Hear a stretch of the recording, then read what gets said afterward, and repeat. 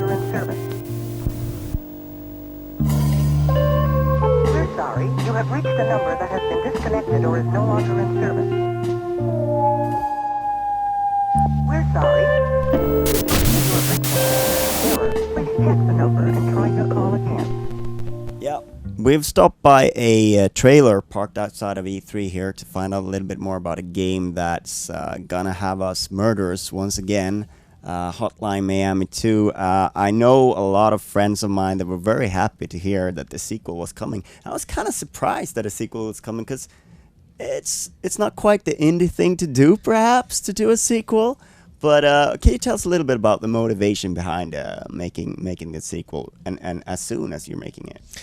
Yeah, when we were making Hotline Miami 1, we had a lot of ideas when we were working on the game, like talking about backstory or new characters. So we gathered all that up, and the plan was to make another game in between and then do Hotline Miami 2, but we couldn't stop thinking about Hotline Miami 2. So we just felt like there's a lot more that we can do with this game, and we want to try out like pretty much how to tell a story and different like emotions. So we just decided let's wrap this up. Let's make Hotline Miami 2 the finale and just finish this franchise so we can move on, because we feel like there's a lot of more things that need to be done with this game.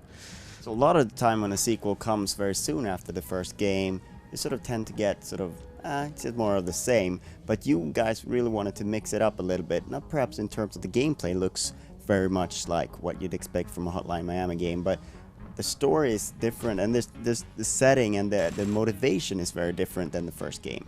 Yeah, there's a lot of different playable characters, and they have different motivations and expectations from the game, and we really wanna. We talked a lot about like just the word expectations, because there's a lot of expectation on a sequel, and we really felt like we can do something cool with this, both the expectations for the players and like the press, but also try to get that into the game and give all the characters different expectations from what they want out of being in the game.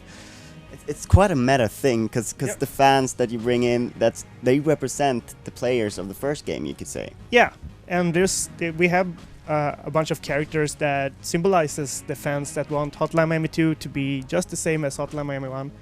And in a way, that experience then is sort of like Hotline Miami 1. Yeah, exactly. It plays exactly the same. You unlock masks and stuff like that. But then we wanted to do something different also. We don't want to make the same game one more time, because that's not fun. So all the other characters will have different approaches to why they are killing, and how to tell the story for them.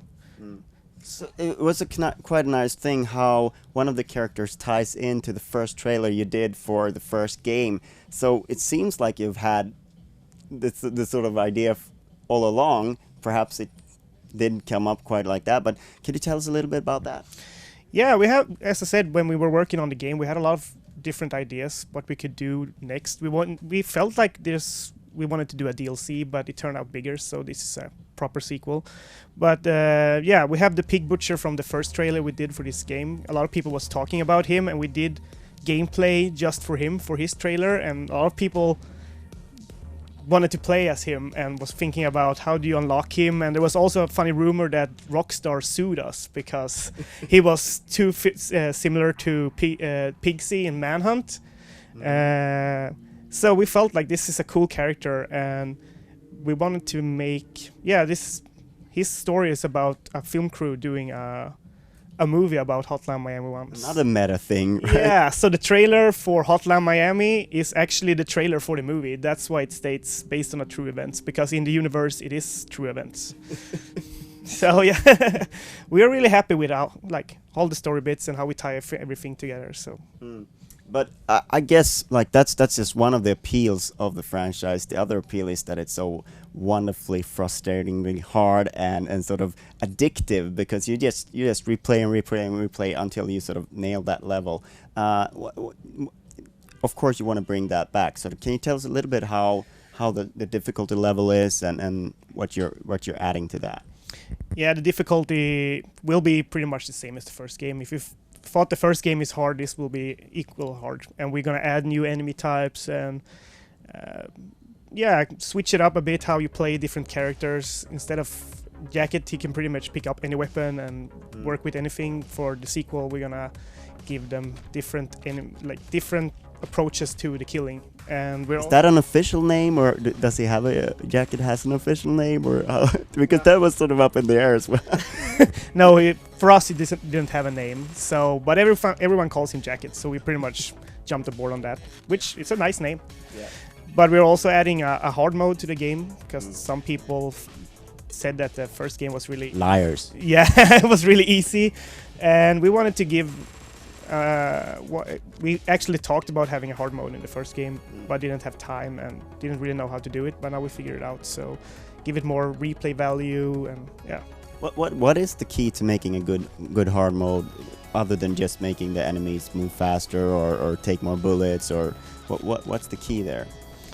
Oh, it's hard to say. I think it's just taking away some of the helping tools for the players, so you are a bit more on your own, like taking away all the things that the game helps you with, like you're gonna remove the lock-on, for example, so you have to rely more on your own aim, stuff like that.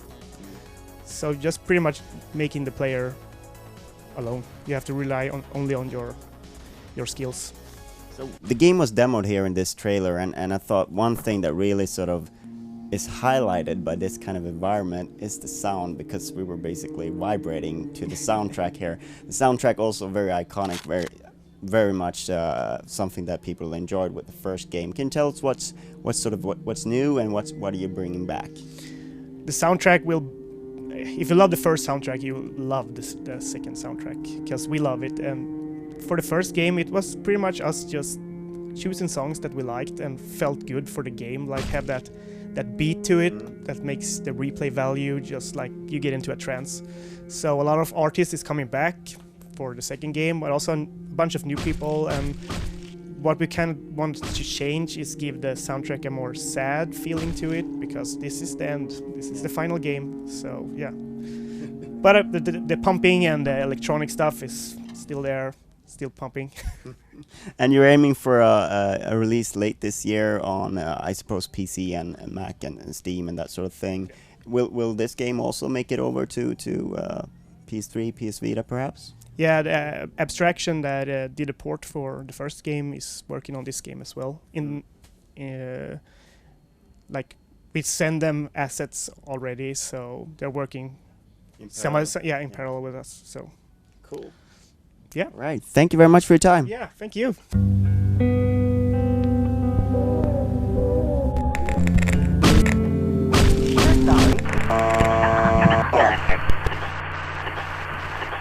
You have reached the wrong number.